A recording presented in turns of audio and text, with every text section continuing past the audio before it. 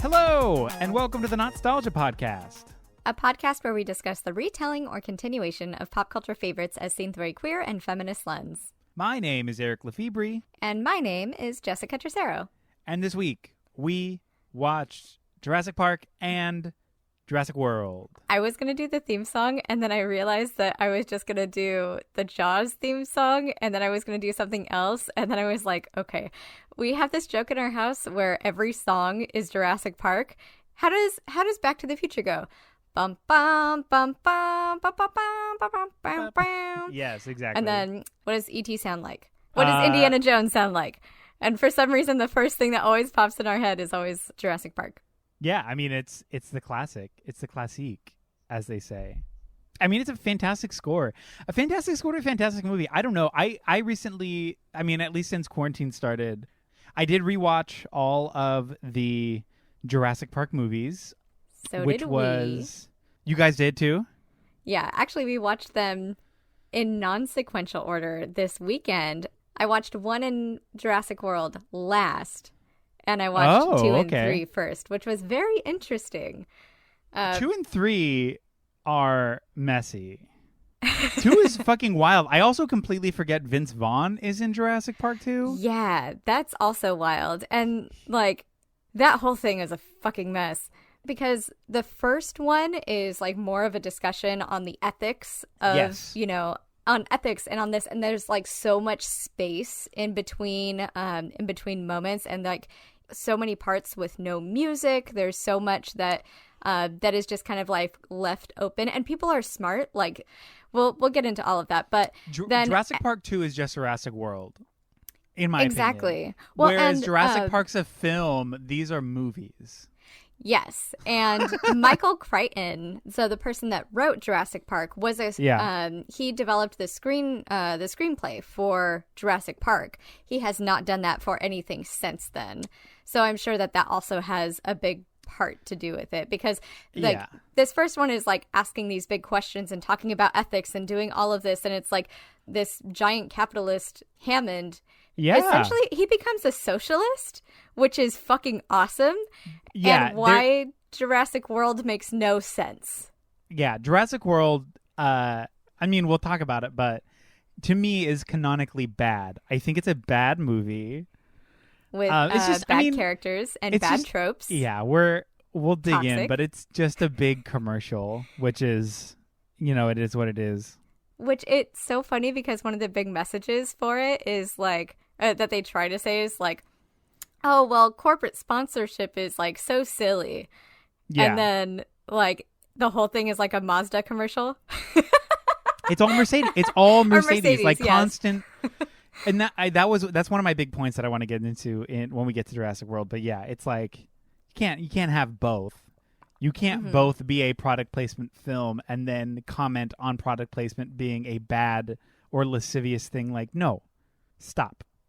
Yeah, and like Jurassic Park was, you know, there were only, what was it? There was 15 minutes of footage with dinosaurs, actual dinosaurs in the movie.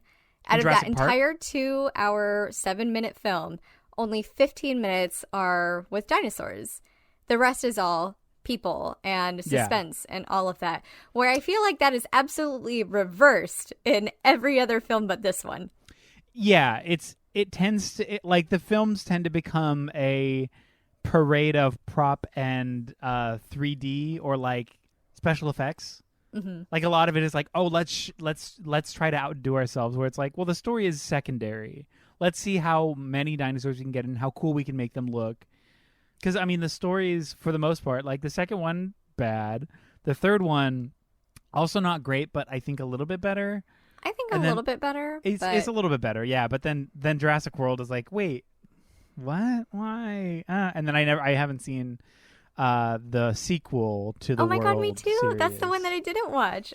Yeah, I still haven't. I was just, I mean, especially after seeing the first one, I was just like, I don't know if I need to. I'm like, what else do you need to say here? Like, it's wild because like I remember watching the like Jurassic World initially when it first came out, and I was like, oh yeah, this is fine. Like, you know, whatever. Like, yeah. I had not gone back and watched Jurassic Park in a long time, and I didn't realize, how far away it had strayed from that initial, which like that happens all the time. And sometimes it's for the better. Fast and the Furious, what's up?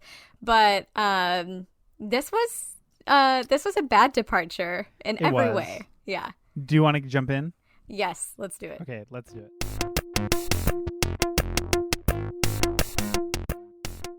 The time, 1993. The place, Island New Bar. The industrial capitalist who clones dinosaurs from a sample of petrified mosquito blood to open an amusement park where guests can walk amongst the prehistoric John Hammond. In an attempt to ease pressure from the public prior to the opening of his age-defying park, Hammond sets up a tour of the soon-to-be travel destination for surrogates in the world of finance, ethics, and paleontological history.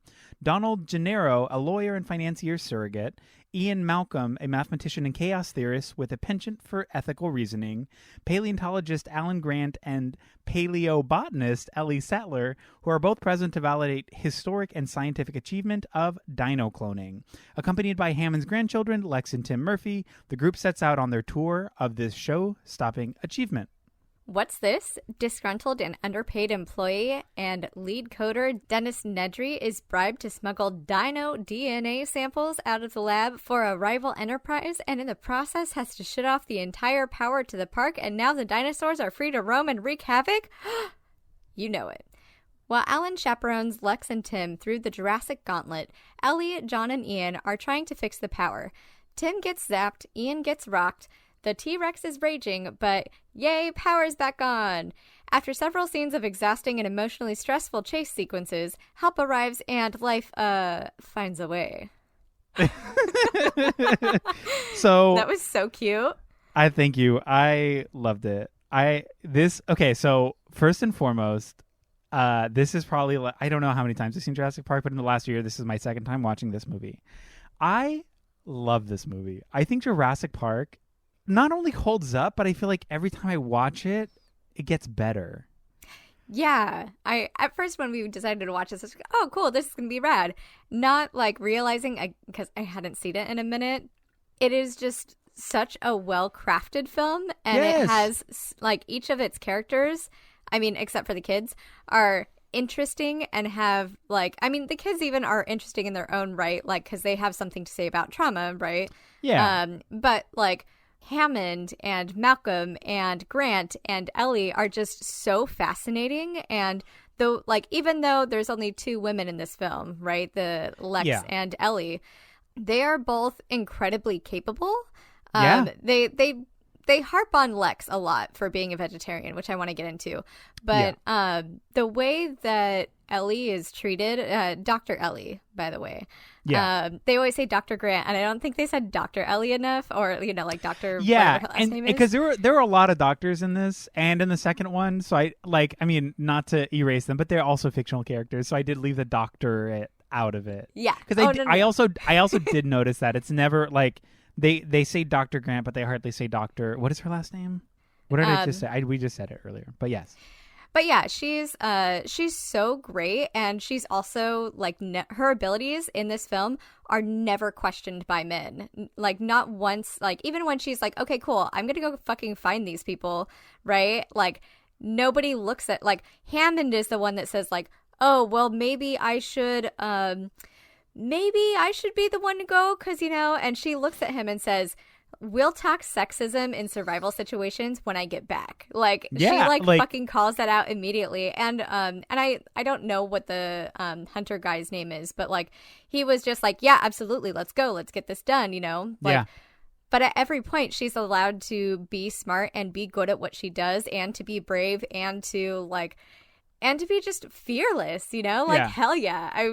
I love her character. On top of that, the talk of like femaleness in this movie I thought was really fascinating and cool. Just the conversation about like how all the dinosaurs are female and therefore they can't reproduce. He's like, no, that's not how nature works. You have literally no idea what's happening. Like they think they can control this all female species, but in fact they can't. And I think the constant call to like that sort of understanding or assumption that like they can't procreate or it can't happen was really interesting when the chaos theory scientist ethic guy is like, no, you don't understand how capable nature can be.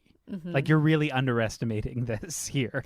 Well, and when you think about the dinosaurs themselves, right? Like, I had never really like thought about. I was like, okay, they're all female or whatever. Like, that's fine.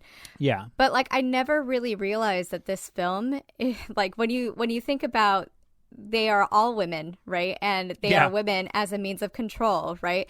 Where this is a movie like kind of about reproductive rights and controlling women's bodies out of fear. I mean, right? And then you're like, oh shit, okay, we're gonna go down to this. All right, cool. And like there's literally drugs to keep them dependent on them, right? Like there's this one line, I think it's Malcolm, that says, if you control their sex, why can't you change their teeth or their food cravings and things like that? Like, why go through all this trouble to control women, and to make this women that you are dominating, when like you could have changed anything. You could have made them less vicious. You could have made them all herbivores, And this is all like, oh, well, this is population control. We deny them the male chromosome is what is like the exact words that they say, right? And then when you take that a step further in here, because, again, we know that these are all women, all female dinosaurs, right? Yeah. But they're often misgendered in this film, which I thought was really interesting. Oh, like, yeah. I paused it and I was like, okay, dudes, like, because Danny and Dave were watching it with me, I said, I'm on the lookout for this. I need you to point it out when they misgender dinosaurs, right? Yeah. So like the velociraptors are always referred to as a he, right? For the most part throughout this film, because they're vicious, because they attack. But then the triceratops is a she, because she's weak and she is, perceived as like, not at the top of the food chain, right? And then the T-Rex, even in the big like fuck you scene at the end, is still referred to as a he. And the only one that like correctly genders these dinosaurs, like at least like, from what I caught, was that hunter guy, the guy that was like in charge of like the raptors, where he's like, they remember, she remembers, like he's so cognizant of them, Yeah. I think, because to me, I feel like the misgendering wasn't necessarily something that like bothered me. Only like, not to say that it didn't bother me, but it wasn't something I necessarily noticed, because I feel like oftentimes with like using gender incorrect pronouns, oftentimes it has to do with like the cognizance of being able to recognize that. And since dinosaurs like don't necessarily have that cognizance, it didn't register with me that like these were gendered characters. The only thing that bothered me was the assumption of feminist or maskness in the in the assumption of dinosaur. So if it was like a bigger, slower dinosaur that was an herbivore and more gentle, she's a she. Right. Or when they're non-vicious, she's a she. But when they're vicious or aggressive or predatory, he's a he. And so it's just, again, it's in the same sort of assumed silly binary of male, female. It's taking that a step further and assigning that with nature. And I know some languages already do that with like, where like, oh, this washing machine's a boy, but this trash can's a girl, and you're like, wait, what's happening? Like, why are we doing this, guys? Like, what's the need? And There's I no think, need. Like, the reason why, like, because they make such a fucking big deal about everybody, like, all the dinosaurs here are female. They are all female. Yes. They are all female. They are incapable. They can't do this. We control them. We do this, right? Because, like, that is such an important piece of the crux of this entire story and this entire island.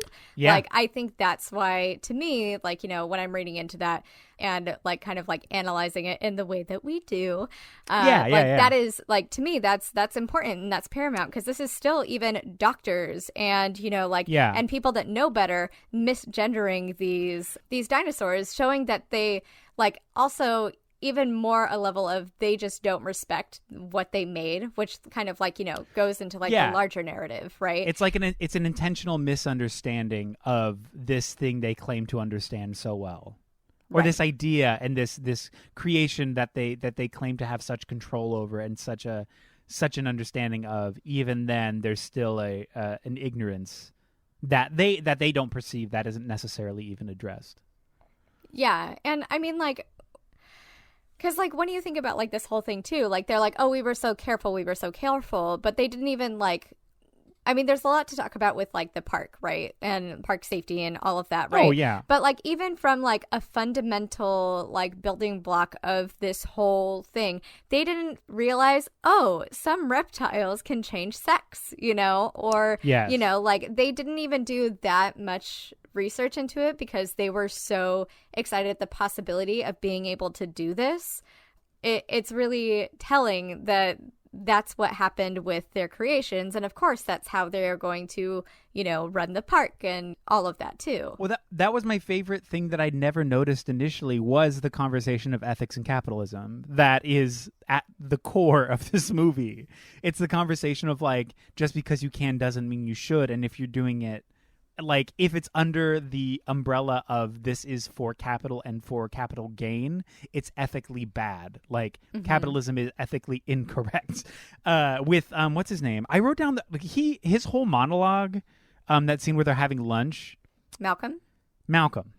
Oh yeah, I wrote this down too. Yeah, can I read it? Yeah.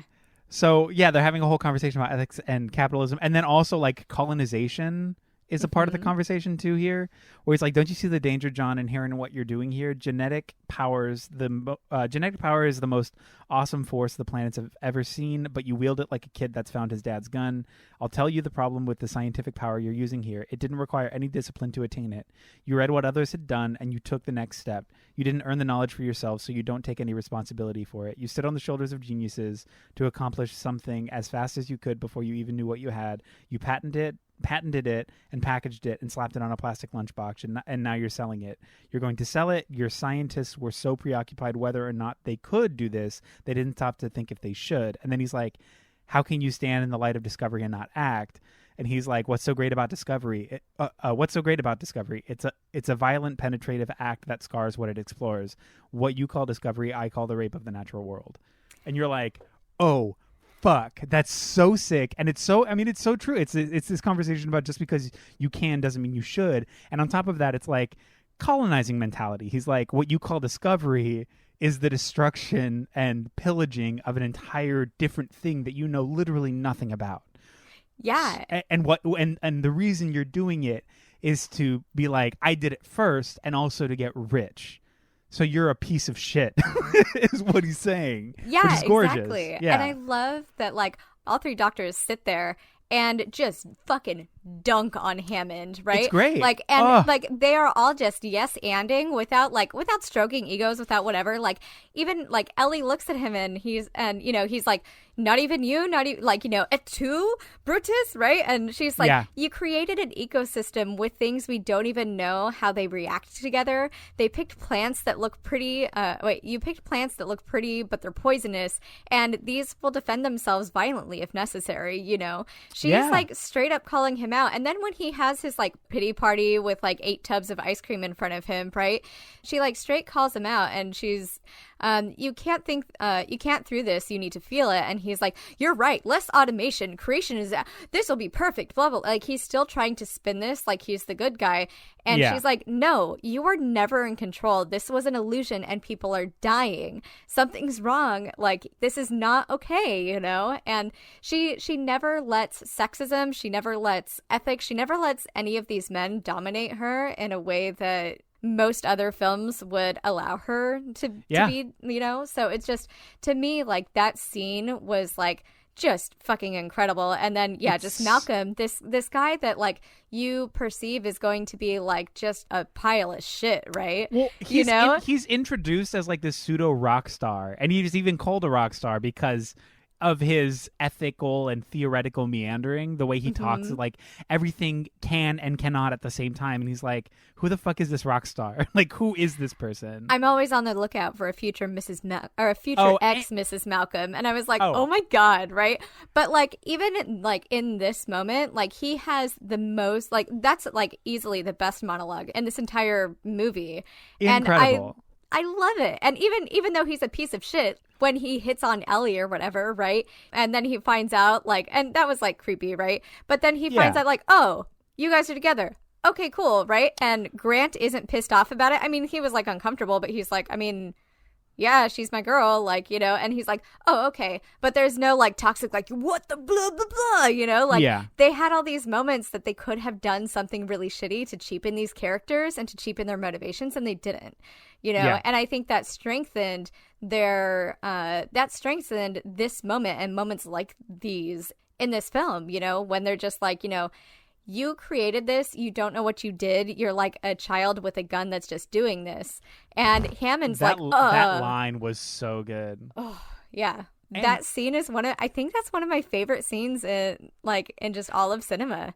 It's also one of the ones that I never paid attention to that much. And then rewatching it this time, I was like, this is incredible. The way he's just like, because he's so excited to see the island, and he's like, yeah, fucking take me on this journey, like, this is incredible, how'd you do it?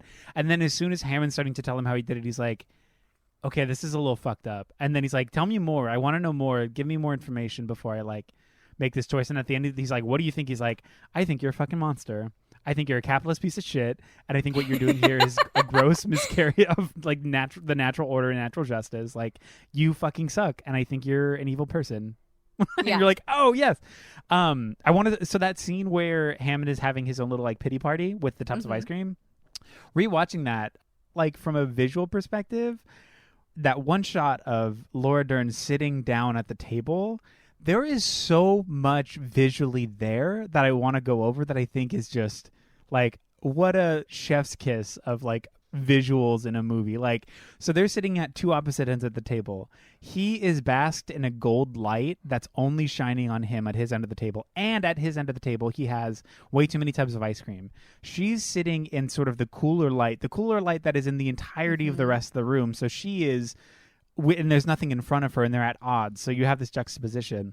So she is of the world, of this, like, framed in light that is like, this is what the rest of the world is. He is in his own sort of greed-driven, ignorance, capitalist, like, he's in his own world here. And he's like this rich industrialist asshole, and we're framing them in the same way. And on top of that, she's sitting visually between two skeletons, like dinosaur fossils. The pillars frame her perfectly, which is sort of a conversation of between, like, well, it's sort of like a representation of famine, like he has everything and they have nothing, just to further emphasize his greed and his character as this industrialist capitalist type tycoon almost.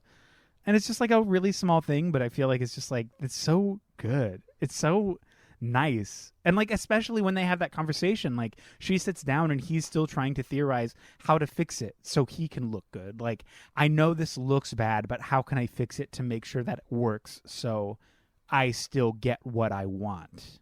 You know what I mean? Like, as sad as he is that people are dying, he's still just like, I don't necessarily care about that, even though that is sad. I still want this. This is more important to me. It's also so interesting because, like, Hammond himself is just this controlling capitalist that's trying to play God, right? And he's, like, always used money to get what he wants and expects everybody else to let him and to be excited for him and to just jump on board, and he's never been told no kind of thing, right? Also colonialist because he builds Jurassic Park in Costa Rica, right? Yeah. Like, white colonialist, fucking cool. Not cool. But the investors, like, are concerned, and, like, he laughs in their face, right? The investors are represented by the lawyer person. He literally laughs in their face. He's like, oh, whatever. But then, like, he doesn't pity Dennis, right? He's like, whatever, blah, blah, blah. You gotta get yourself out. I have no pity for you, right? And he says this line to Dennis that's, I don't blame people for their mistakes, but I ask people to pay for them, which is such a good line for that character, to show character and that their motivations and how detached they are from the world, right? But, like, also such, like, because it's also the most hypocritical thing that he can say, because he controls people, and all he's doing is, all of this is for his ego because he wants love and praise, He frames this as his gift to the world when it's just this show of his huge fucking ego. Because he could have used this technology to, to save endangered species and stuff like that, right? But he says, if I were to create an endangered species, nobody would care. The condor? Yeah. Yeah. And then he's like, oh, well, this isn't for the super rich. Everybody should be able to come here. nobody, like, who the fuck, it's only middle and upper class people are going to be able to afford to go to fucking Costa Rica to, like, play dinosaur. And then, like, he's like, I wanted something tangible and not devoid of merit, because he has that monologue when he's eating that ice cream talking about how everything is illusion, right? Everything that he's built is illusion. And he's like, no, this is tangible because this is here. I have spared no expense. But all he thought about was the end goal and not anything in between, clearly, right? And he's not the one that is in the lab creating the dinosaurs. He has to be there, like, when each egg hatches, because he wants these dinosaurs to imprint on him, but then he never fucking sees them, right? He never does anything. He's just like, look at me, know I am your god, I am your daddy, and then go. Right? He's like a combination of Christopher Columbus and Walt Disney. Yes, exactly. And he also, like, Walt Disney is a great example, because Walt and Disney in general, like the larger corporation, control the narrative surrounding their figures, like, to an incredible extent, right? And in that same way, he tries to control the narrative and only show people what he wants them to see. He frames this as it's a biological preserve. He doesn't tell the scientists what they're going to go see when they go, right? He's just like, okay, and he fucking bribes them to get there. And then he's mad when, like, he's upset when the dinosaurs don't do what he wants, right? And he's like, oh, well, you know what? He brushes off a lot of that stuff too, like, by saying, oh, well, Disney had their own problems when opening, which they famously did, absolutely. But like, that's not an excuse for you to, like, he keeps saying, I spared no expense, but he's just saying that to make himself feel better, because he didn't actually do anything. But to me, that's what I love about this movie and its sentiment, is that, like, he keeps saying I spared no expense, but at the end of the day, the conversation in question isn't necessarily about capital. It's not about money. It's about ethics. It's about what is inherently good and bad and what is right and wrong. Not to say that there is a nuance within that, and that good and bad isn't necessarily a binary like we've discussed previously, but ethics is so nuanced, and he doesn't consider ethics at all at any point. But to reiterate its big air quotes goodness under capitalism, he keeps saying, I spared no expense, meaning the more money I put in, the better it's going to be, money equaling goodness. And more of it means more goodness, but that's never going to be the case. And I like that this movie is... But with the money, there's not intent. There's no intent behind it, and that's exactly... which is what I love about this movie. The more I think about it, the more I see it, the more I'm like, this is incredible. And, like, the representation of, what's his name? Donald Gennaro, the lawyer who represents and is sort of the finance surrogate for the rich donors and the people who have financed this park or have helped finance this park. His only vested interest, obviously, are the people he represents, and the people he represents aren't people, they're money, right? And so he represents an ethicless, capitalist mindset, and I like how it gets him killed immediately. Oh, absolutely. Him being the first one dead, and like the intent of this movie trying to be like, this is bad, money is bad, capitalism is bad. That's what this is. That's the evil here. The dinosaurs aren't the bad thing. The T-Rex isn't bad. The Velociraptors aren't bad. Money, greed, ego, and capitalism. Those are the evils of the world, and they will ruin anything. Like, he's in the cars with the kids, and he's sitting there, and as soon as there's one wince of the T-Rex coming out, he abandons them. He doesn't even consider them. He doesn't consider anybody or anything. It's just this selfish, ego-driven, how am I going to survive? I don't give a shit about any of them because I'm the most important person. This individualistic mindset that is so rampant under capitalism. And it gets him killed. I mean, he runs to the bathroom to hide, and he's the first one who gets chomped. And I'm like, yeah, this movie's painting a very clear picture about what is and is not good. And the only reason that Hammond should have died, but the only reason he's allowed to live is because at the end he's like, yes, we need to close this. This is not okay.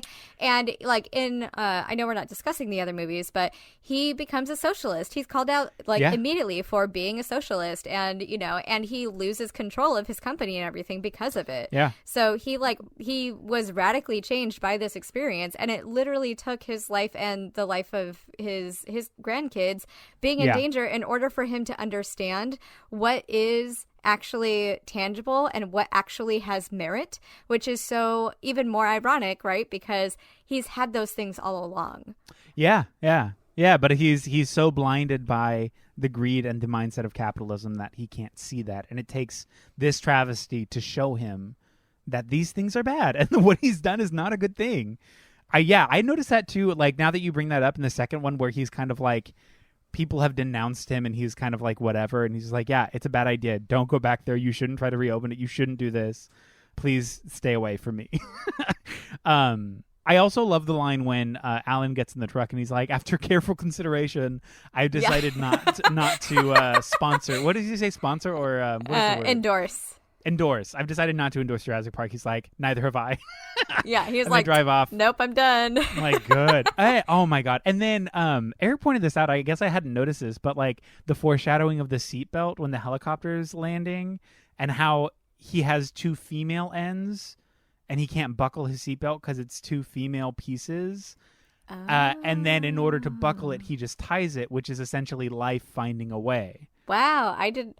God, like, there's so much intent in this movie. I know. Right off the bat, it's showing him like, oh, that's not going to work. Everyone thinks it's not going to work, and then he ties it, and they're like, oh, okay, good. And then later, you're talking about it's all female dinosaurs, and then they find eggs, and they're procreating. Like, it is happening, which is the big line of life finds. Like, it's so good. It's so good. Yeah. Right.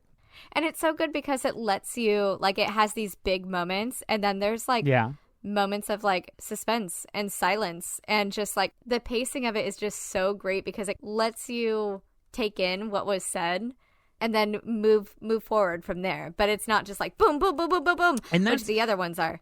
And that's the thing too. Like with this movie, it's so well done because it's well written. What needs to be said is said. Everything else is shown. Like like a really good movie, it's showing and not telling us. Like what we need to know, it will tell us. But other than that, we'll see it play out visually, which is the why a movie kind of exists. It's a visual narrative. Like they're showing us this story and we're following it. And that's sort of the art and craft of filmmaking. And I think that this is such an impeccable version of what that is. Because, I mean, as we're going to discuss about Jurassic World, it's the exact fucking opposite, where it says way more than it needs to and shows literally nothing. And it's still confusing. And you're like, and like Jesus a lot of the Christ. beats are the same. They tried to make them the same and tried to make it just like updated, but yeah, they did it without intent. So let's talk about the kids, for instance, right? So both movies have children. I don't know why the second one or why World has children. It doesn't matter. But the kids are there to show trauma and what that looks like working through that, right? And they're also there to add motivation for Hammond to see this as an actual fucking problem because he doesn't care people are dying in his park, right? In the next one, the kids are there to show trauma of daddy being an asshole and mommy and daddy are getting divorced, right? And then it's like, okay, and the way, okay, we'll get into that later. But there's so much shame in like existing and in like their responses to trauma, like where the kid just like looks up at Grant and is like, I threw up. I'm not going to be able to do this, you know, like just like these things that they literally can't control because they are scared or because, you know, they were just abandoned, like, and left for dead with this fucking T-Rex, you know, and by somebody who's supposed to have their better interests in mind, right? Because he's connected to their grandfather, right? And so like I threw up, and just that shame and that embarrassment, you know, at like crying or at like feeling something, and Grant being like, it's okay. Like that was really well done. Oh, like literally any moment with those kids is sort of like this wonderful moment that is a commentary on sort of the loss of innocence and shame. And like when Lex is so shaken by what's happened and she keeps just saying, he left us. Like, Gennaro just got out of the car and left them, and he represents capitalism. And so it's them coming of age under capital, and like them finding adulthood and sort of the loss of innocence of the process of entering a world that is capitalist, and seeing all of these things that like you don't necessarily register but are traumatic. In that moment, their life doesn't matter. In this idea of capitalism, their life is irrelevant. And they're realizing that, and it's like, fuck.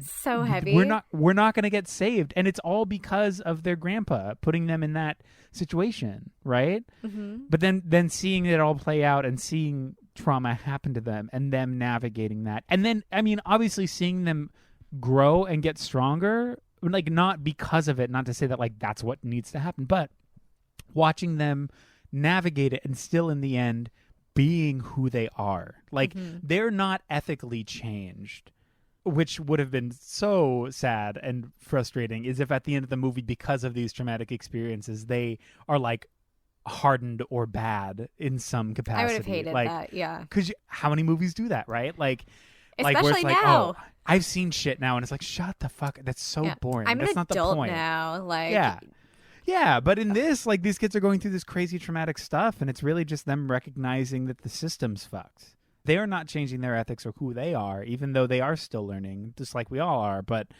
they are just recognizing that the system will fail them at every point, at every turn, no matter what. And again, too, whenever they think they're safe, whenever they feel any moment of like rest or calm, it's immediately interrupted by a reminder that the system fucking sucks, and that is these dinosaurs who keep just showing up. Like even in the moment where they think they're safe, they're in the dining hall and they see this huge spread of gorgeous desserts, which as a kid and even now, God, I want to eat all of it. It looks so good. It's crazy. And even the shaving cream looked so yummy. Like, whoa.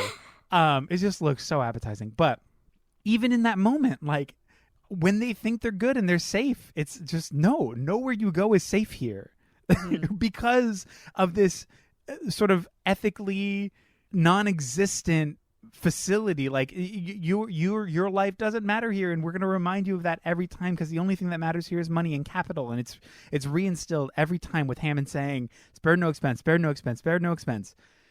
Money is the only thing that matters here, and that's the only reason this place exists. And so seeing that with these kids every time, it's so good. It's so good. And the only way that they're actually able to like save themselves, right, is which I love that she's a hacker. I love that, right? Oh, because, amazing.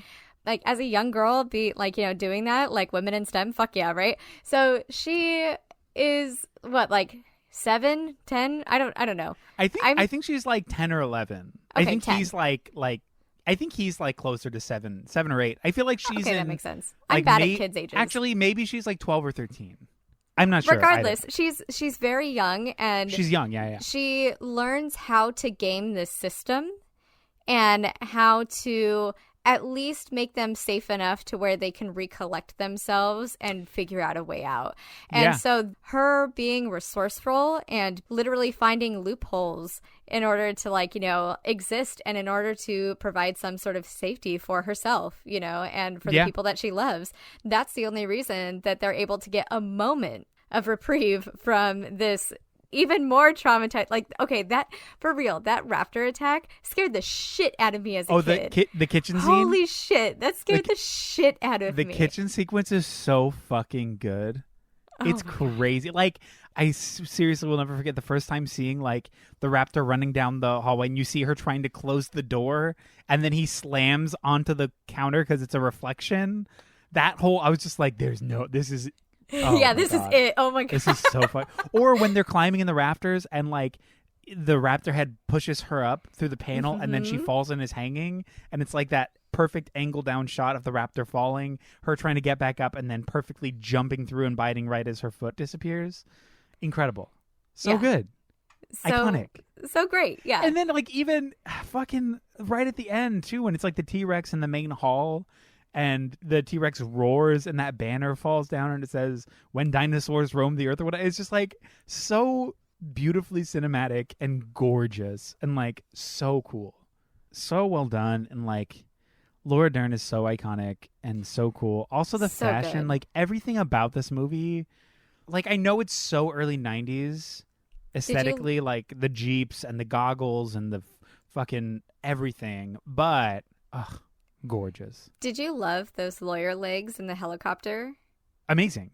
All of the lawyer shorts. I didn't realize lawyers had shorts. Like, I know.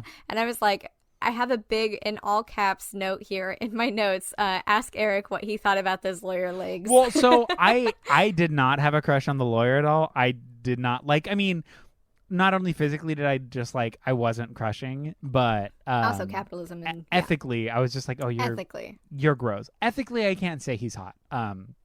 Who I was crushing on in this in a very big way, Alan, 100%. Surprisingly, not Malcolm. Canonically hot in this, Malcolm. I was not crushing on him, but also Laura Dern looks so fucking good in this movie. I was crushing on her. Me? She's so hot. It's silly. And such a fucking good actor, and also incredible. To just see her be a badass and just dunk on all of these men. Like, there's this moment where she, like, lady-splains what's happening to the Triceratops, to that, like, vet dude, right? He's like, oh, well, you know, and she's like, okay, well, this and this and this and this and this. Her eyes are dilated. Did you see this? And he's like, oh, what? They are. And she's like, okay. And she's literally willing to get in the shit to, like, you know, figure out what's going on with it. And they mock her for it. Girl. And they mock her for it. They're like, I hope you're going to wash your hands. Like, yeah, no shit. And she doesn't she doesn't pay attention. She doesn't entertain them. She's just like... she's also, I like that she is the opposite of damseled in this. Like most movies will do with like the main female lead, where oftentimes there is only one. Mm-hmm. Where Hammond and, oh my God, I keep forgetting his name. The Malcolm. My God, my brain is not great. Where they're like trapped, and she's like, I'm gonna go turn on the power. Like, it's gonna be us. Like, what are you guys gonna do? Nothing. Okay, just stay here then. Like, we'll take care of it. And then she's the one who turns on the power. She's the one who's constantly like, she's the one doing it, really, the whole time. Whereas Hammond, who is useless, can't read blueprints, you know. Yeah, he can't do anything. He is so inept. He is so incapable. The only thing he has is capital. Mm-hmm. Again, which is such a fun story. When it comes down to it, a lot of these capitalists have no actual skills. The only big air quotes skill they have is money, and that's not a skill. That's a thing. That's wealth, and wealth. Or the people that are after capital. They die too, right? So like Dennis, the reason that he dies and the reason that this whole thing happens is because he lost money probably on some bet. They don't go into it, right?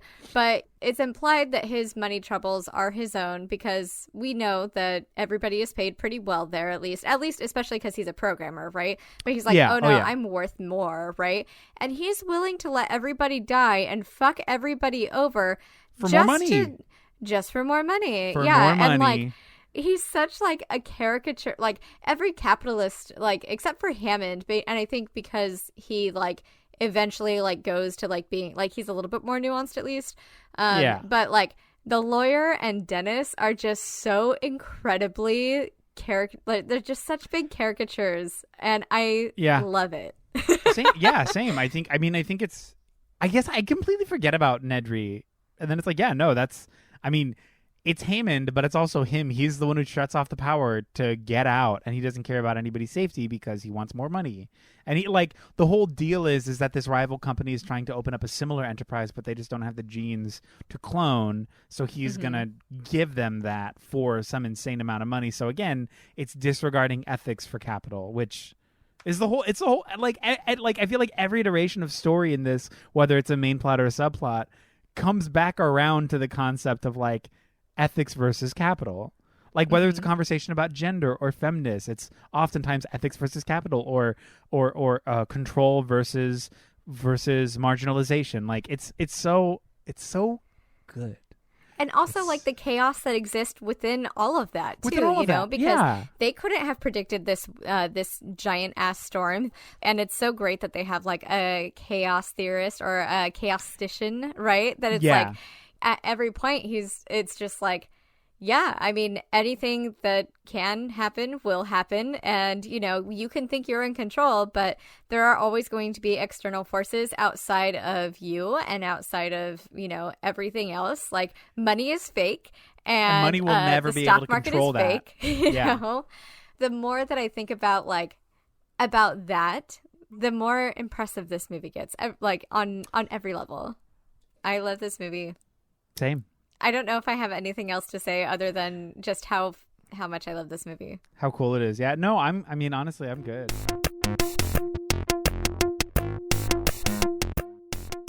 The time, 2015. The place, Isla Nublar. The industrial capitalist who attempts to reopen Jurassic Park with new branding, new dinosaurs, and a whole new set of problems, Simon Masrani. Claire Deering, the park manager, is getting ready to unveil the latest attraction, a highly deadly and cellulary manufactured Indominus. On the same weekend, her sister has planned for her 2 nephews to visit. Talk about a jam! Meanwhile, ethnologist and velociraptor trainer Owen Grady is shown the new exhibit, but to his dismay, the super monster is nowhere to be found. JK, it tricks them and escapes from its enclosure and is now on a killing spree through the park. But where are the nephews? What's this? Disgruntled and sinister military enthusiast Vic Hoskins uses this escape to his advantage by militarizing the trained velociraptors into an impromptu dress rehearsal for buyers interested in the militarization of dinosaurs? And Masrani is exacerbating the crisis by downplaying its severity? And more people are dying? Jesus. Now it's a Call of Duty type military hunt. The park goers are attacked by a phlebotomy of pterodactyls, and a big bad T-Rex comes to save the day. Talk about a cameo. The nephews are safe, a romance is sparked, and life continues to find a way. Okay, I forgot to talk about this in the last one. So the pressure to have children, let's start there. Wild. Because in the last one, it was like, Laura Dern was like, hey, you should like kids. And then like Grant was like, no thanks, kids aren't for me. And then he like kind of like terrifies this like shitty kid. And then the next thing you know, he's kind of like forced into a fatherly role and he's good at it. And then all of a sudden, like he wants to be a daddy and he's more attractive because he's a daddy, right? So in this one. Well, I also do want to say that visually, they do escape what would be considered capitalism as a pseudo-nuclear family: a son, a daughter, a husband, and wife. Oh, jeez. What, like, like obviously they're not, and these aren't their kids, and they're not together, or like ish. No, they are together. Never mind. But they're not having kids. Yeah. But in order to escape this landscape, they're visualized as the nuclear family. So in order to escape, they have to be this group. What is visualized as this group? That was something I didn't bring up also, but like, whoa, I love that as a whole thing. But yes, in this one, same. Damn. Okay. Yeah. So this one, there's this whole gross ass romance that we'll finally get into at some point. But the pressure that Claire is getting from her sister to like, she literally says, so you don't want kids? I understand mom now. Like, come be miserable. Like, she's literally talking about, like, she's getting divorced and crying and just like, you don't want this? But it's so, like, I'm like mom now and mom was great and you should want this. And she's like, no thanks. Claire is a fucking mess, and she did not need to be in this movie because she doesn't get any credit for anything. Also, there's 2 women in this film. There's really 1 woman in this film, and then there's 2 that have like a minute of screen time. One of them being in the control room that is just there to reject a dude, and then the other one literally just to be eaten. Like, that's it. Like, so, okay, cool. But Claire, there's fucking nothing to her. She is a busy businesswoman that literally doesn't care and literally just does what she's told to do, even at the end. Like, even at the end, she looks at Owen and she's just like, so what are we going to do? Make up your own fucking story. Make up your own life. Like, what the fuck? What's annoying to me is they, like, tried to girl boss her without being feminist a little bit, where it's like, she still needs to rely on these other people. She's powerful but useless in almost every capacity, but she's hot and can sort of front as an authority figure. But we're not going to make her capable at all. like exactly what they did to Laura Dern, they're going to do the opposite to her. which like, is they so go frustrating. Out of their way to show that she is bad at being a woman, at being caring, at being a sister, at being an aunt. Like almost all of the notes that I have for her are not derogatory, but they're framed negatively. Like, she doesn't understand that missed time with the kids is a bad way to show affection. She doesn't understand, even though she works at this fucking park, she doesn't think that dinosaurs are smart. She is just like, oh, well, they're my assistant. They're British. They invented nannies. And I'm like, oh my God, like, what the fuck are you doing? She's bad at being a woman. She's bad at family. She's bad at familial relationships. She's bad at connections. And all of that is to say that, like, she's bad at these things because she's good and rigid at her job and she's capable and can do that. No, this movie also paints her bad at her job and bad in emergency circumstances and bad at communicating and bad at explaining. She's bad at literally everything. This movie makes sure to say, like, this person is shit. This person is not good. But like, why? What's the point other than to just say she is an incapable person? Like, why is she here? And like the only time that she really does something good is when she saves the kids, right? When they finally reunite or whatever, and she like hits the Velociraptor, whatever, right? That whole thing was dumb. But in that moment, like, she's the one that saves them. They don't know Owen yet. They don't see him. They watch her defend them. And then Owen shows up and they're like, ooh, can we stay with you? The guy, right? Not the woman that literally just saved them and helped them and everything, right?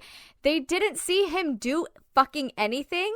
And they're just like drawn to this guy because let's talk about toxic masculinity in this movie because she literally only exists in this movie for him.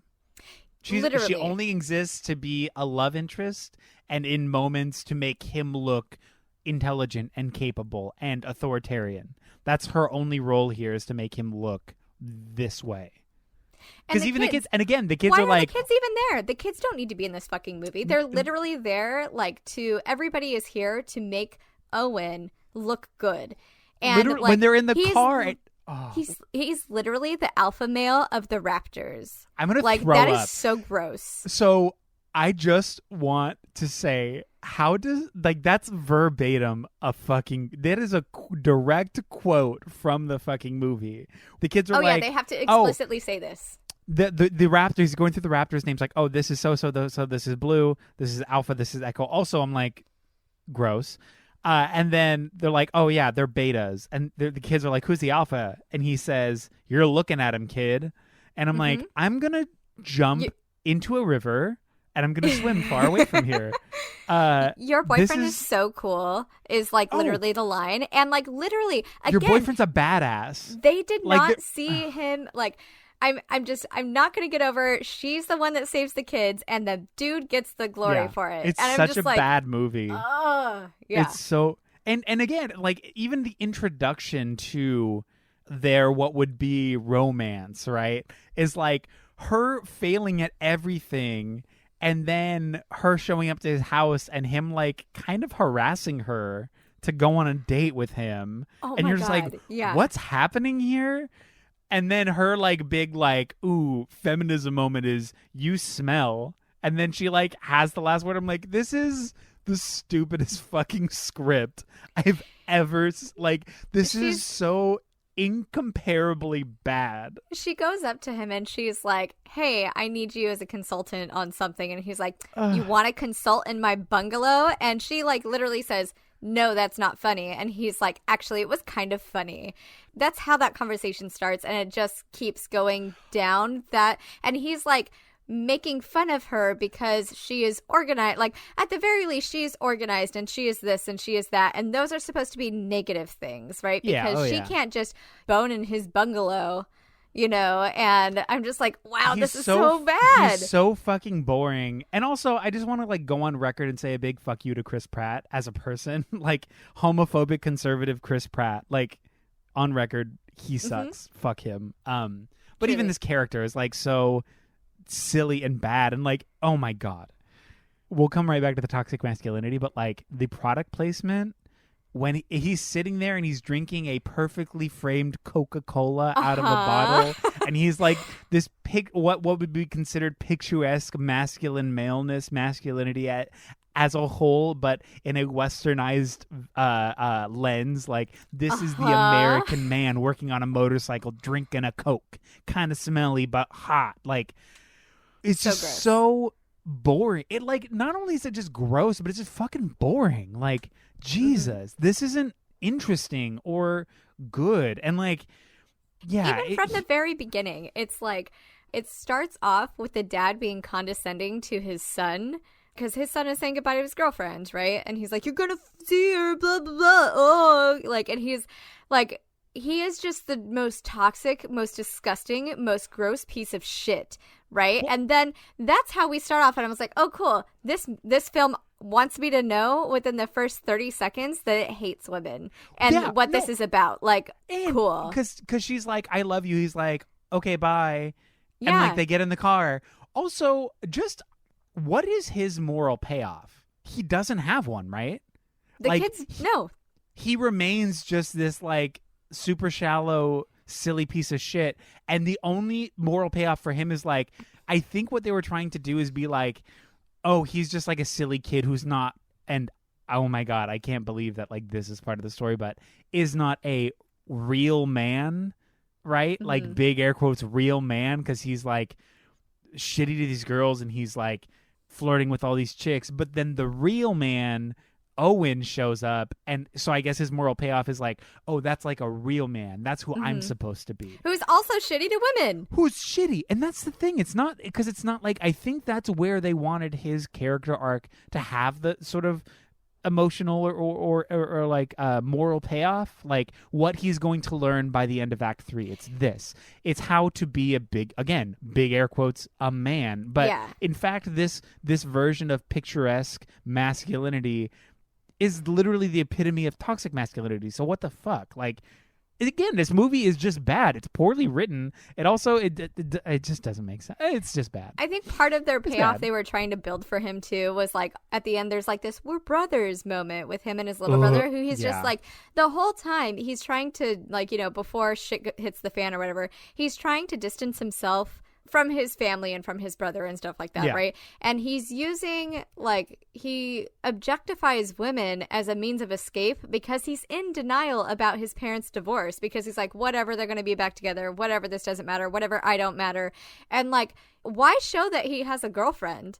Why do that? I mean, he already looks like a piece of shit for what he's doing now, you know, like, or how he acts just, like, seeing a pretty girl and kind of flirting and stuff like that. And it's just because he's using women as an escape and as a means of, like, you know, in the same way that presumably his dad does, and in the same way that Chris Pratt does, and in the same way that, like, you know, all of these men in this, even Control Room guy, I don't know his name, right? The guy that has the Jurassic Park shirt and is like, oh, look, I get people died, but, you know, what they had was real, man. Like, that was such a distasteful line. But also, he is like, somebody has to stay behind, and he goes to kiss his coworker, and she, like, moves away, and she's like, no, gross, I have a boyfriend. And he's like, yeah, well, you didn't mention him or anything. And she's like, yeah, because I'm at work. And he's like, yeah, oh, like, that's the only feminist thing that happened in the whole fucking movie, was that line where she's like, yeah, I didn't mention my boyfriend because I was at work. Yes.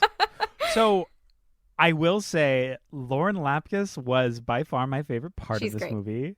I think Lauren Lapkus is incredible. I thought her performance in this was incredible. I also, and to that extent, that line was bad and his character was kind of shitty. But Jake Johnson's character was also, like, their dynamic in that control room were the only parts that I was actually interested in. They have chemistry, and they were actually fun and not boring. They felt fun and, like, kind of at least sort of thought out, and to some degree, and I hate that I'm saying this, but real, right? Like, they felt more realized than any other character in this movie. To be fair, I think, like, the stars of this movie of emotional acting were Judy Greer and the younger brother. What was his name? I don't remember. I didn't care that much. I just have old kid and young kid. Yeah, so the younger brother, to me, I'm like, he's kind of turning this performance. Like, he's doing a really good job of like being in this world. And the older brother, that actor, I'm so sorry. Such a bad performance. Like, it was not well done.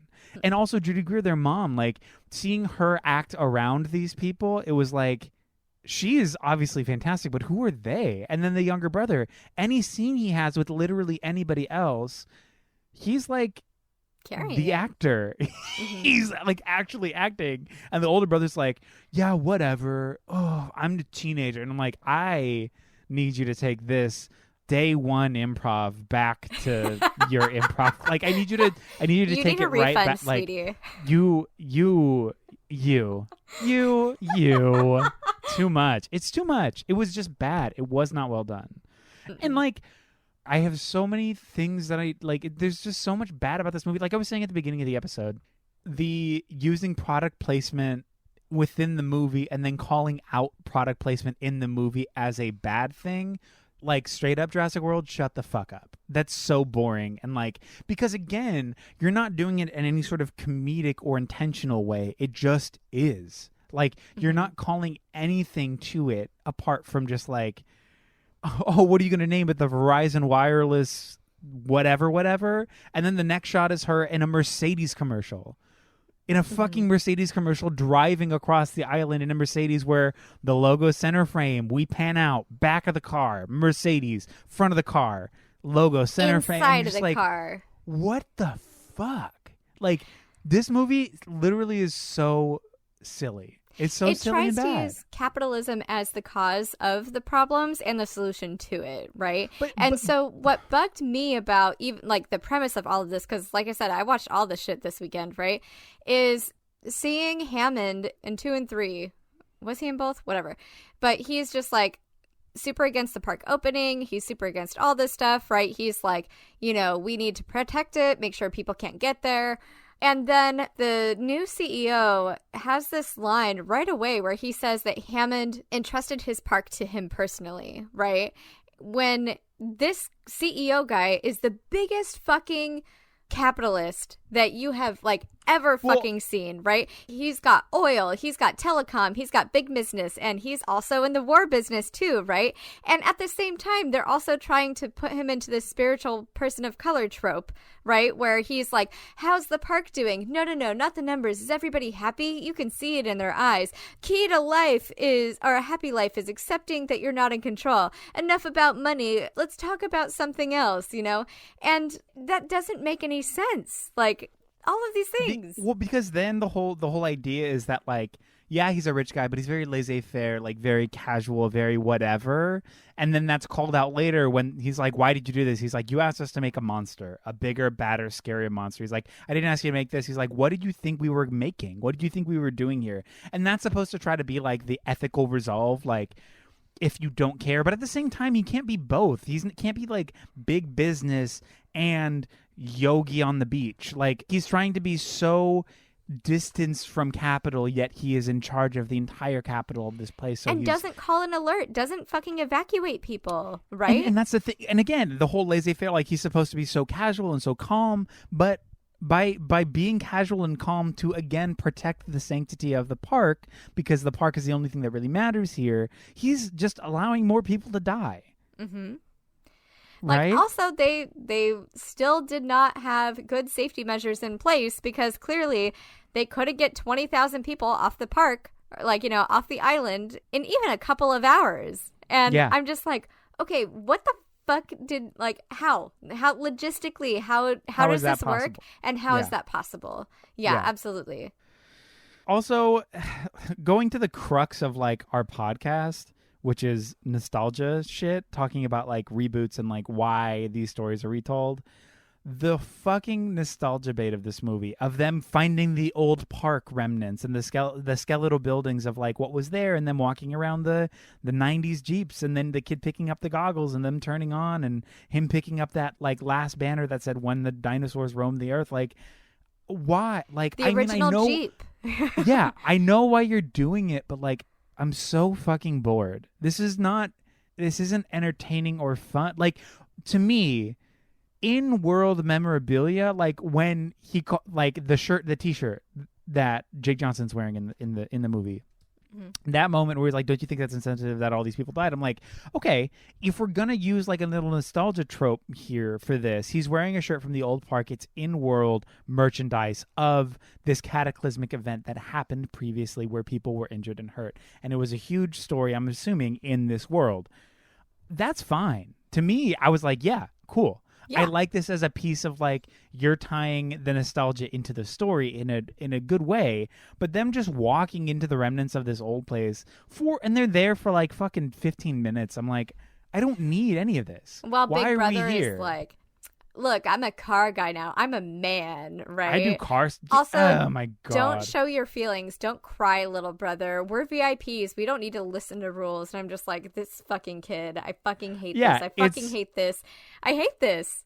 It's so gross. It's to me, I'm like, why was this the choice again? Like with the story, because I brought this up too. I feel like sometimes I'm like such a harsh critic, and I understand that like there's a lot of moving parts in a lot of these productions, and like what was intended isn't necessarily what was put out, but their name's still on it. Like I get that, but this was the entire crux of the character. Like you wrote this character into the story for these things, juxtaposed with Chris Pratt, who is that version of toxic maleness amplified, right? So that's inherent to the narrative. That's part of the structure of the story. So this is not an accident, and it's not like you change the character last minute to fit. This character fits into the story really well because of how shitty he is and how shitty the narrative or what the narrative is supposed to be is. Mm-hmm. So for me, I'm like, that is such a shitty choice. Like, that's not an accident, and that's not a like mid-production change. That's inherent to the narrative, and I think that is so toxic and gross. It's garbage. Yeah. I feel like this is just hard to talk about because they were trying to have a conversation about ethics and capitalism again without knowing what ethics and capitalism are. Yeah, truly. So it's just and trying to like give us this like feminine or this, you know, because whenever there's a woman on screen and she does something cool, right, then it's like, oh, she's feminist or oh, she's strong, right? Yeah. So like the slow kind of like shedding of Claire's character. Yeah. I don't know if you realize this, but like she starts off with like, you know, straight hair and like the whole suit and the thing and all that, right? And the belt. And then she takes off the belt and she like ties her shirt up, right? And he's like, what is that supposed to mean? And you're like, okay, well, she's trying to signal that like she's ready to get business, and you're already saying like, you suck and you can't do this. And so then slowly as she moves through this movie, she loses articles of clothing, or like her skirt is shorter, or there's a big slit. She's still in heels though. Also, her hair is not straight and it just becomes wavy and it becomes this thing. So then suddenly she's capable. Like her capability stems from how she can shed her femininity and become more masculine, and only then is she allowed to make choices for herself. And it's not even for herself.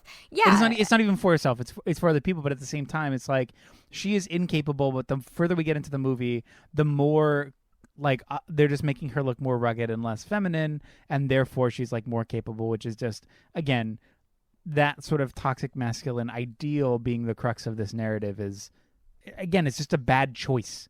And then, like, to further that every man in this story hates women, let's talk about the military guy who I don't fucking know his name, but, like, who literally has this, like, little, like, this mini monologue about how he rescued a wolf pup and says his wife came at him with a steak knife trying to kill him, and the wolf took a chunk out of her arm. And then he's like, they're like, oh my gosh, that's horrible. Did you put the wolf down? And he's like, no, of course not. We have a bond, right? Insinuating that, like, women are bad and that you can only trust animals, and that, like, she probably got a steak dinner out of, like, the pup. I mean, the wolf, right? But, like, we did not need any of this shit from his character. But, like, they just tried to go way down this rabbit hole, and I was like, I don't need this. Again, why is that a part of the story? Why is that a part of this character's story? Like, okay, so you're trying to paint him as a villain because he is the villain, so he's bad. So what can we show as badness? Okay, the story about like him hating his wife, great. But then you can't then make your protagonist the same way. Mm-hmm. You can't get like if you're trying to have a juxtaposition of good versus evil in this binary, you can't have both of the characters have this same characteristic about hating women and have this prototypical Target brand feminism focused narrative that is so phony and bad. Like, it's just not. And the same thing with how this movie treats capitalism and how that CEO is framed and all of that. Like, and they're trying to say the distinction between the military dude and Owen is that one is pro-animal and the other one literally says extinct animals have no rights, right? And you're like, okay. And then one is like, but I'm the alpha dog. And I'm just like, this is boring and I hate this. Yeah, because that's not, it's like, I feel like they're not even pro-animals. Like, you know what I mean? Oh, like, fuck no. Like, but that's trying to be like, oh, we're the ethical ones because this, like, no, you guys are also bad. Everyone's bad in this. I do want to say, so the guy who played Vince, his name in real life is Vincent D'Onofrio. Do you remember Men in Black? Yes. He was is that better? He was the bug guy. Oh. Okay. Did you see The Cell? I did not. No. He was the bad guy in The Cell. So I will say, this movie didn't do him justice. I think Vincent. Oh, he was Kingpin in Daredevil on Netflix. Yeah. Oh God! Wow, what a transformation. Okay, yeah. I looked him up in Google, and I was like, oh, like I'm just real bad with names. I'm sorry. To me too, because like when it first started, like first and foremost, I have a big old crush on Vincent D'Onofrio. I think he is so hot, and like I think he's such a good actor. It's like a whole deal. But when I was watching this movie, initially I was like, that guy no, that's not him. Like, why would he be in this movie? There's no way. Like, whatever. And then I asked Eric, I was like, is that Vincent D'Onofrio? He's like, I think that's Vince. Like, that's crazy. And then I looked it up. It's like, yeah, no, that's him. And I was like, that's so wild. Like, I mean, obviously he's like unlikable and bad and a monster in this movie, but like, it also to me was a little, it just seems so out of place for him to be here. I don't know. He's so much better than this. Like, okay, his Fisk in Daredevil is just fucking incredible. He's such a good actor, and in this movie, I feel like he's not great. I mean, he wasn't given shit to work with. But again, the script is with lines about like his wife coming at him with a steak knife. I mean, there's really not much that you can do with that. Yeah, it's not a good place to start or a good place to be. But yeah, I'm such a big fan. If you're listening to this, what's up? I will also say that this movie was incredibly white, and anytime there were characters of color on screen, they made sure to get them out of there as quickly as possible. Like the other Raptor trainer who wasn't Owen. What happened? Where'd he go? Where'd he go? In that first scene when Vincent D'Onofrio and Chris Pratt are having the conversation across the pen, that character is a part of the conversation. But at a certain point, they start walking. He's listening, and then it is immediately not listening and disappears. And then they go through the whole walk, and then when they cross to the other side, he's suddenly back in the conversation, reacting as if he was there the entire time. And I'm like, okay, so first of all, just scene-wise, not even looking at characters of color versus non-characters of color, but even within that choice, that was silly. That was bad. They didn't have any direction or know what they wanted to say, and they also didn't commit to anything. It was the most non-committal wannabe commentary on society, and it was not clear at all. This is not what ethics is. This is not what Jurassic Park is. Well, I mean, because Jurassic Park is so good and intentional, and this movie is the exact opposite. And I know that it's an amusement park and there are stores and it's like shopping, but Jimmy Buffett's cameo is so silly. Him carrying the two margaritas and getting knocked over. And then the final scene, the T-Rex getting slammed into the Margaritaville. I'm like, no, you don't get to be funny.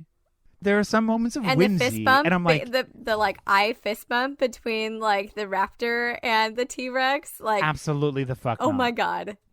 Dude, so I will say my favorite character was the plesiosaur. Because when I was a kid, I did do an entire research project on plesiosaurs or plesiosauruses, whatever. I don't know the plural version of that, but or is it a megalodon? I guess it's a megalodon. It's a megalodon. Is smaller, but water dinosaurs, I love. I'm going to put that in the most base level. Water dinosaurs, I'm about, and I'm so into. So when it's like that whole scene when it's like the great white shark being hung above, and then they're watching this humongous megalodon just like jump up. I was just like, oh my God. Like, yeah, honestly, great. Get rid of the narrative. Put POV, I'm in the audience watching this show. That's all I want. Mm-hmm. It's literally all. And then at the end, when the ultimate hero, the megalodon, reaches out and grabs the monster and like pulls him in, I was like, oh, perfect. I'm so happy that our hero, the megalodon, resurfaced quite literally for an end of action narrative. Like we love conclusion, and the megalodon really delivered in this movie. Absolutely. I will also say that I would absolutely fuck up a baby dino petting zoo. Like that, get if me that there. wasn't the cutest thing. Get me there. Like incredible. I could hold Littlefoot. Hell yes. Yeah, that was one of the cutest things. Some of this world building I was into, like the tram that scales the side of the mountain, like even the interactive exhibits. The interactive exhibits, gorgeous, like life-size models, these holograms, amazing. Like these infrastructures, the design that went into it, it all looked great. Even that downtown shopping center, whatever, like the downtown Disney bullshit of this park looked great. It looked gorgeous. Tank the infrastructure for the megalodon that like went down so you could see it, like that was incredible. Yeah, incredible. The design, even those silly little pods, like this, the orbs that you go into, like that was also tight. As an attraction, I'm like, these are cool, and the design, and it's well thought out, it's interesting, it's great, but then like this beautiful place with all of these really intentional and well thought out constructs is blanketed by this really shit story. Like, and that just sucks because there's like a lot of good, like even some of the moments of the nature of like when we're seeing the Jeeps or the Hummers, whatever, drive by, and then you're seeing these people canoeing through this like wooded river with all of these other dinosaurs, and like the canoeing is the attraction. I'm like, tell me more about that. That's so much more interesting than this stupid fucking Chris Pratt story. Like, I couldn't give less of a shit about him and what he wants in this story. Tell me about the park. Like, the park seems great. You guys really put a lot of work into this park, and like, I'm so interested. Like, what the fuck? Give me more of that, please.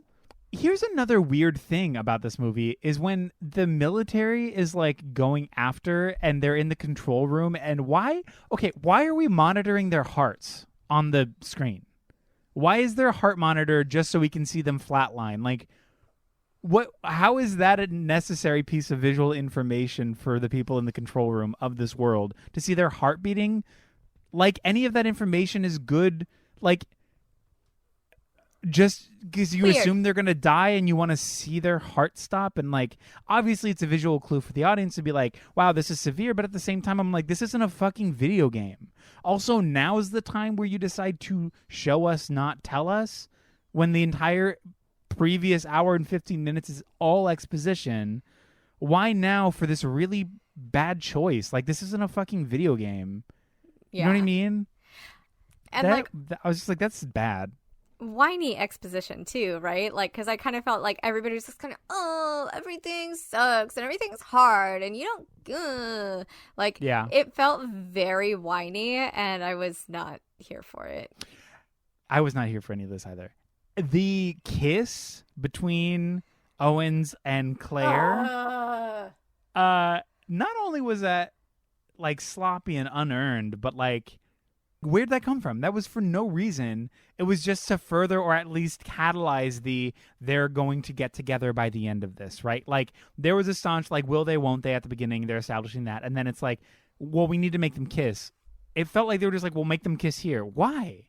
This is a bad place to put a kiss. Like, it was a bad place. It's not. It's like this. There wasn't a romantic moment. There wasn't a moment of like, wow, I think I like you. It was just like, people are dying. And he's like, what? Yeah. What? Okay. Why did he do that? And then at the end too, like, just to shovel home this super shitty romance, like when everyone's being picked up and the nephew's mom, her sister, show up and everyone's doing the family thing, whatever. They're showing us these moments of like families getting back together and this big like pro-nuclear family heteronormativity bullshit fucking sequence.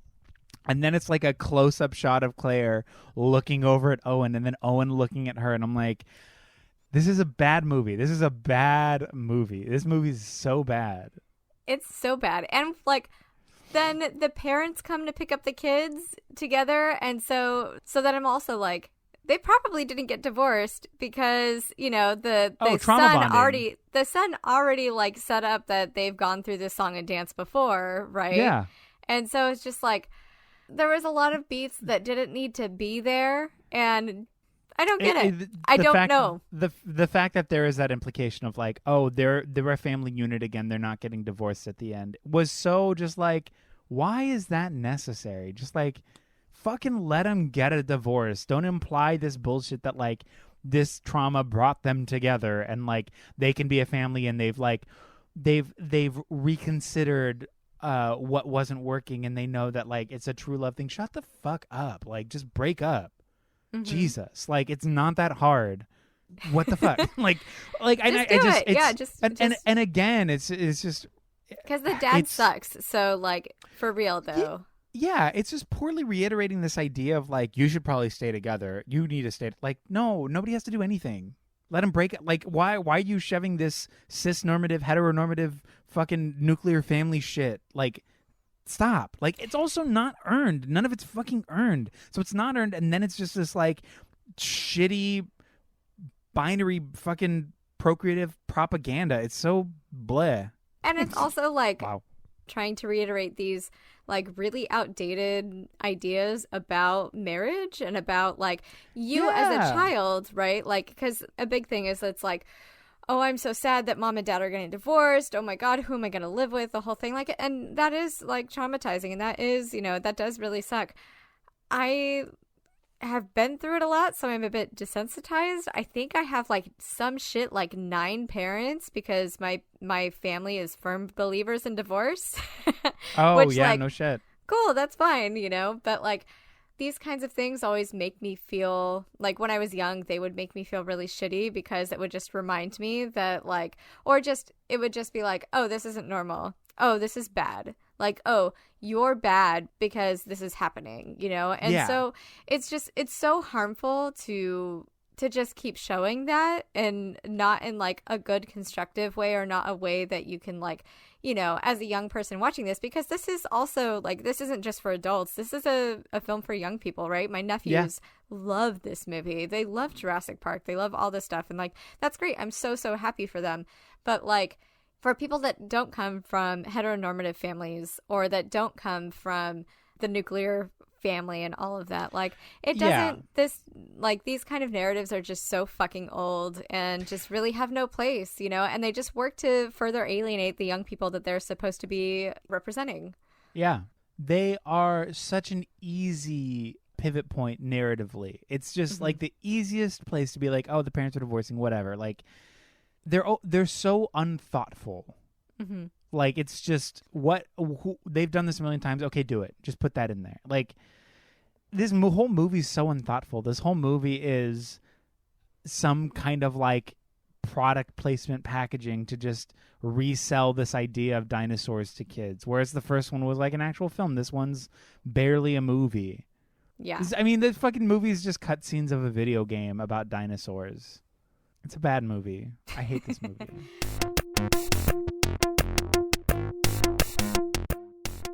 So, we did it. We made it through. We made it through. Jurassic Park. Eric, who was it for? It was for everyone. Everyone should watch that movie. It's like, honestly, go watch it. It's a good movie. It's well done. It's intentional. It's thought out. I think it's very thought-provoking. I mean, the more time I spend with it, the more I'm like, oh yeah, these themes work so well. Like, this anti-capitalist idea, I'm like, it's shrouded in so much intention and so much like thought-provoking nuance. Like, it's a good, and on top of that, even if we're not looking at like the ethical structure of it, it's just a good action movie. It's compelling and fun and scary and like intense, and like some of it's kind of silly. Like, it just works. It works if you're not thinking about it. It works if you're thinking about it. It's just like, Yeah, I think it's for everyone. What do you think? Who do you think it's for? I am going to say the same thing. And I think it's also, I think it's for everybody at whatever age group like that you are when you see this, right? And you can come back to this and see something new, or like, re-engage with this in a different way as you learn and grow. And like maybe in like 20 years I'll rewatch this and I'll be like, holy fuck, right? Yeah. It is for everybody. Everybody should go and rewatch this movie because it is really just such a treat. And if you loved it when it came out, or if you've never even seen it, like literally, it's a really good movie. It's just a really good movie. It's a really good movie. It's so well paced. It's so well shot. There's so much intent behind all of the characters and behind all of the framing and the color, and they also it was also just a really groundbreaking movie too in terms I know we didn't really get into it, but like with how they did the special effects and the use of puppets and the use of some CG and the use of this, and like they really went fucking hard for this movie. And they did it in a way that like it is kind of timeless, because like you can watch it and the CG is not distracting like it is with 2 and 3, right? Not or at all, yeah. Even movies from like 5 years ago, like because they did such a good job. There's Dave was telling me the scene where you were talking about where they're up in the vents and the raptor like puts the head up and then she like falls and is like hanging. That wasn't the girl that played Lex. That was the stunt double, and they superimposed her face onto the stunt double at that point. And like, because when you look at it, you only see her for like just a fraction of a second. But like, so they went and they did a lot of the stuff, which was like just incredibly groundbreaking for 1993, Dude, so good. This is so good. I love Jurassic Park. So I take it that you liked it. Yeah, I mean, it's stellar. It's one of the best movies. The more I watch it, the more I'm like, yeah, it's probably one of my favorite movies. I think it's so good and so well done. Well crafted. I mean, and on top of that, it has all the nostalgia beats for me as like a kid watching Mr. DNA on the cartoon in the thing. And I'm like, amazing. Or like the fucking screensaver of Nedry being like, like these little bits have been burned into my brain when I was like 3 years old or 4 years old, whatever the first time I watched it was in like 96 or whatever. And those bits have never left my brain. Like it's just a part of me since I was a little baby. And so the more I watch it, the more I'm just like, oh yeah, this is the fucking movie. Yeah.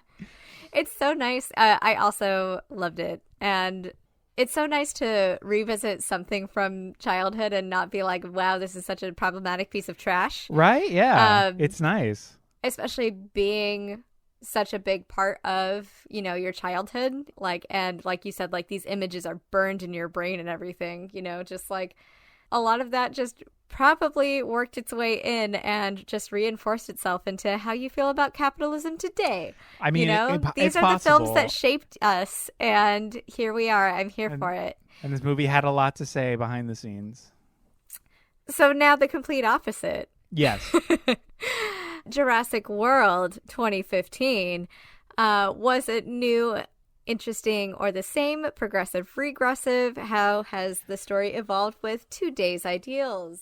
I think structurally and in the world of Jurassic Park, I thought that the base level plot, the structure that gets you to this story was new and interesting. Like they're trying to revive it, trying to change the name of the thing. It's now called Jurassic World. It's a new park. It's successful by all intents and purposes. Like it's cool. I thought that was new and interesting. Everything else socially, ethically was regressive. I thought it literally like intentionally did the opposite of what the first one did so well. It missed almost every single mark. But again, that's the thing is like, what was the mark? What was intended? Because if it feels like everything that they said was what they'd intended to do based on the structure and what we saw. So like, I'm not going to say they missed the mark because they may have hit the mark. I think they didn't know what the mark was. Maybe they didn't know what the mark was. Talk about ethics, and without understanding it. I think that this was new, like you said, in terms of world building, and I wanted to I was like, ooh, I would totally visit that. I would go give all the little baby dinosaurs hugs, and it would just be the greatest day of my life. But every single line, every single character interaction, every single interaction with the dinosaurs themselves, like anybody that meant anything to this story just felt incredibly regressive, and it felt like they were trying to have these conversations that they didn't know. They didn't know what they were talking about. They wanted to talk about the color yellow without ever having seen it, you know? Yeah, I mean, yeah. Instead of letting this be its own story, they just, you know, picked the nostalgic beats that they wanted. It was just such a bad, jarring experience. Okay, so something just came up when you were talking there that I do want to address just before we like scoop past it and never talk about this movie ever again. He was a trainer. He trained velociraptors, right? Yes. He also trained Claire. Like, that was a part of his characteristic. He trained her to be the woman who he wanted. Mm-hmm. And that's why, like, her aesthetic matches him towards the end, right? And she's rewarded for it. That's literally... So, I know we talked kind of around that idea, but it just clicked with me that, like, his job was a trainer, and she was just, like, a velociraptor to him, so he could train her by the end, would be the love interest. This is why the kiss was so out of nowhere, which is why all of these romantic beats didn't make sense for the two of them. And in the end, she still fell for him, is because he's manipulating her to do what he wanted her to do. Fuck that. That's so... Oh, my God. This movie hates women. This movie hates women. Hates women. It's true. Who is this for, Eric? Oh, is it for toxic men? Toxic maskness. Toxic... That's it. That's all I have to say about that. That's exactly who this was for. Who did you think it was for? 100%. Look, I'm going to agree with you, because this whole thing was toxic men trying to pass as the good guys and as, like, you know, the moral high ground and everything. And that's why that military dude even existed, was because if he didn't exist, there would be no example of male badness or male worseness, I'll say. Worseness, and so that was like, oh, well, at least he's not that guy. He cares about the you know, and I'm just like, wow, this is so boring. But yeah, this movie serves in a way to validate toxic masculinity and control and domination over women, because again, the dinosaurs are women again, right? So like, you know, Blue at the end, like, it's a woman that saves him, and he has to dominate women. What I had said earlier about, like, sort of like the cognizance and sort of like recognizing pronouns in the first movie, I feel like this movie was intentionally like doing that, and they made these dinosaurs way more cognizant with, like, again, the visual fist bump. And there's like a couple moments where it's like, are you going to make these dinosaurs talk, or like what? Like, what are you doing? You know what I mean? So to me, I felt like in this one, if there was ever sort of any misidentifying pronouns, it felt very intentionally and slurish because of how toxic this movie was. It felt so like, I mean, this movie is just... Okay, so if you want to go down that road... cishet garbage. Because I did pay attention to that. The only person that misgenders the dinosaurs in this one is the military man, right? So everybody else recognizes and, you know, like, knows that they are women, but that's because they just know that they're dominating women, you know? That, like, I guess that makes sense, then that's the choice. And, like, yeah, and so, again, that's a way of, like, we respect them, right? So on a subconscious level, we do this. Whereas in the first one, it was, I feel like it was more of a commentary on gender characterization, you know, and associations, you know, with behavioral associations. It was way more that. Yeah, and that's what I meant when I was saying it was more of like characterizing mannerisms or characterizing things as femme or masc, as opposed to like gendered or like genitalia based assumption, and more of a characteristic based like segmenting, right? Like, oh my God. So fun, so funny. What a silly time. So did you like it, Eric? No, it's so bad. It's so bad. I hated it. It's so bad. Yes. All right. Well, I think that's it. Thank you so much, everybody, for listening. Don't forget to rate and review us on Apple Podcasts and all the places that you listen. That helps us a lot, and we love you so, so much. We have a Patreon, and you can become a part of it and get cool things like bonus episodes and vote on upcoming content. And that is at patreon.com/NOTstalgia. The links are also in the show notes because we love you and want to make things easy for you. What's wild about the Patreon, too, is that with those bonus episodes, if you're a part of that club, those are conversations that nobody's ever going to be hearing. We just talked about WandaVision. Yeah, if you want to go hear us talk about WandaVision or that UFO Witness show or Lord of the Rings or like just go. It's really fun. It's very loose. We get very loose. We get very chill on that show. Like, tell us what you want to hear. Yeah. And you could also do that on Instagram, Twitter, YouTube, and all of those places. But you will officially get to vote if you're a patron. That's true. Patronize us in the good way. In the good way. Yes, please. Our artwork is by Eric Lefebvre, editing by Danny Barkley. NOTstalgia is a production of the NOTstalgia Network. You can visit our website. And thanks for listening. And thank you, Eric. Thank you, Jess. Remember, stay cute. And stay critical. Bye. Bye, bye, bye.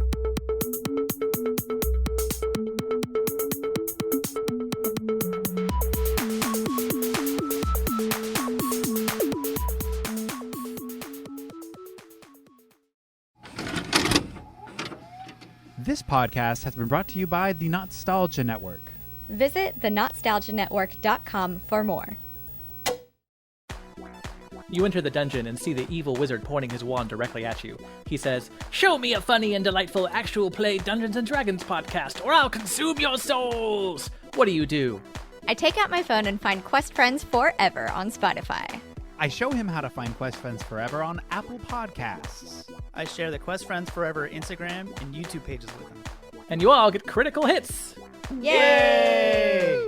Quest Friends Forever is an actual play podcast starring 4 friends with varying levels of Dungeons & Dragons experience. Join us for new episodes every other Wednesday as we embark on fantasy adventures, play fast and loose with the rules, and laugh at each other's shenanigans. No prior D&D knowledge is required to listen, so everyone can feel free to join the fun.